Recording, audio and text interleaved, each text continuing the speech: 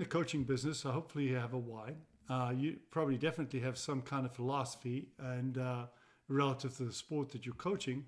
But I think there's something that's more important than both of those, and I call those my pillars.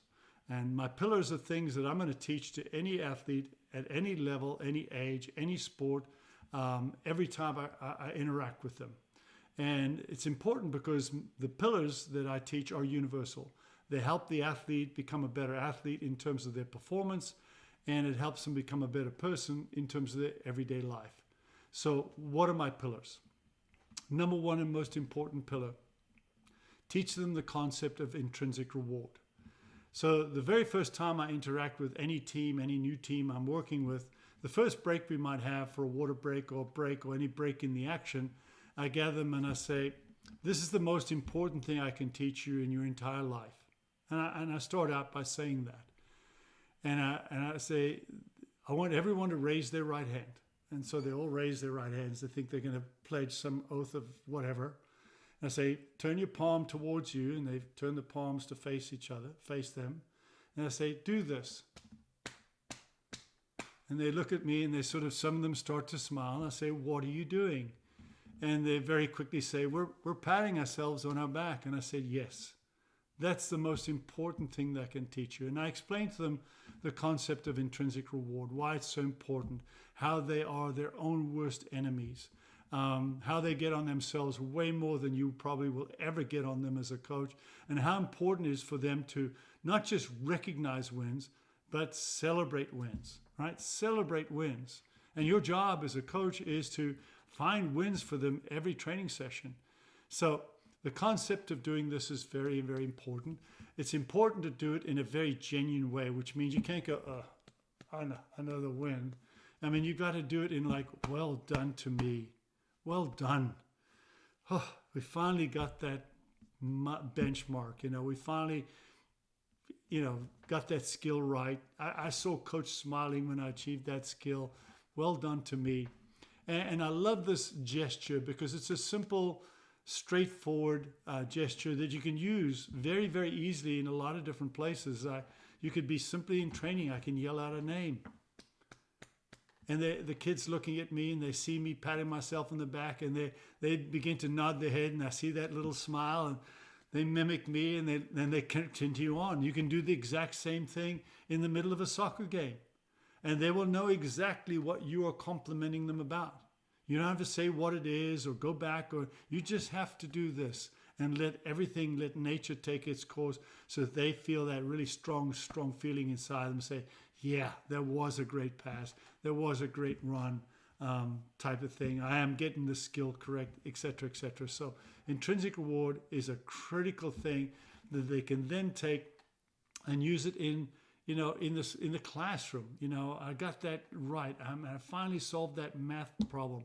My interactions with my teacher today, when I dealt with them one-on-one, I think I did a great job of keeping eye contact and interacting with them in a very appropriate way.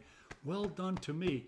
And if they start learning that this effect of patting themselves on the back is part of everyday life, recognizing wins, they become more positive. And the more positive they get, the stronger they feel, the more self-belief they have, the better they're going to perform better.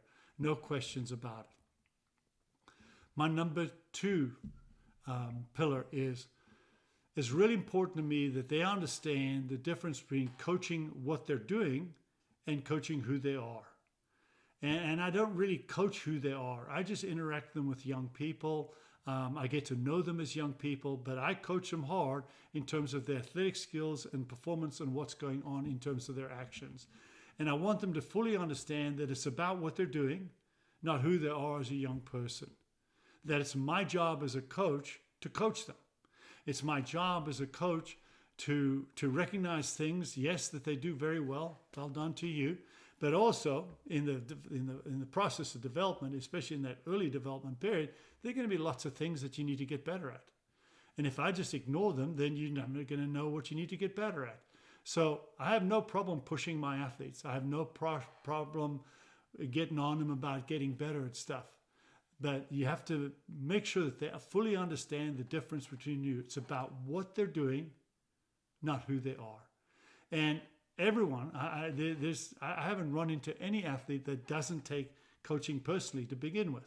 Until they learn how to divorce the difference between the two, and they recognize there's a lot of trust in that. They have to trust you to be their coach in their eyes, and trust that you care and love them as young people, and guide them and help them grow and become stronger, both performance-wise on the field and stronger in their lives as human beings. Then they will be able to take whatever coaching you'll throw at them. And you'll find a really great dynamic working there, but you have to be relentless about asking them and making sure that they understand the difference between the two. Number 3, I teach them that giving is far better than receiving. And I illustrated this by a simple story. I say you're in the supermarket and there's an older person that's having trouble bending over to get a product that's obviously on the lower shelf. So being the nice person that you are, you run up there and you say, can I help you get something? And they say, that box down on the bottom shelf there, can you get that one? When you reach down and you say, is this the one you want? And they say, yeah, that, nod their head, and you bring it up, put it in their hands. Can I do anything else for you? No, it's really good. Thank you very much for helping me. And they give you a smile, and you give them a smile back, and everyone wins. I mean, they feel good about being helped, but you feel even better about helping them. And that's what giving really is. And I'll leave it at that, right? So a week later, I'm asking them about what's the most important thing I taught them. And I want them to understand it's this, that I'm coaching their actions, not who they are. But more importantly, I asked them, does anyone have a giving story from last week? And there's silence. So a week later, so now we're 2 weeks into coaching this group, and I say, did anyone last week have a giving story? Now I have a couple of hands up. So I asked one, I said, share your giving story. And they share it with me, and it's a wonderful feel-good story. And I say, didn't it feel good to do that, to help that person that day? And they give me a big smile, and they say, yes, it did. So after week 3, now over half the team has their hands up. By week 4, everyone has their hand in the air to tell you the story. And of course, you can't ask them all, and you can't ask them to rate them all, but you kind of pick here and there. But what you do in the process is you teach your athletes that giving is a component in life that really helps other people, but really helps them feel good about who they are. And the more you feel good about who you are, the stronger you're going to be as an athlete, the better you're going to perform. So it's a really important component, and it makes life outside of the training field or wherever you are even better. My last pillar is that my coaching terminology, the verbiage that I use when I interact with my athlete, is what I call ownership-based, which means that when I interact with them, I'm not telling them what to do. I'm not telling them how to do things. I'm not telling them how they got from A to B to C to D. I'm asking them, how did you get from A to B to C to D? Why did you do that, right? What could you do better? You know, how are you going to go about the process of getting better? What actions are you going to take going forward? How did you figure that out? Can you teach what you learned to someone else? So everything is about making them be owners of everything that they're doing, which I think is a critical component, because if they can learn how to take ownership of what they're doing in the soccer field or the swimming pool or the softball field or wherever it is that they're learning their sport, then they can understand the concept of ownership and having control over to what they're doing and their thoughts and their thinking and their process and how to get better, how to research things even outside of the playing field or working on things outside of the playing field. They can apply that to other areas of their life. They start taking ownership over other areas of their life.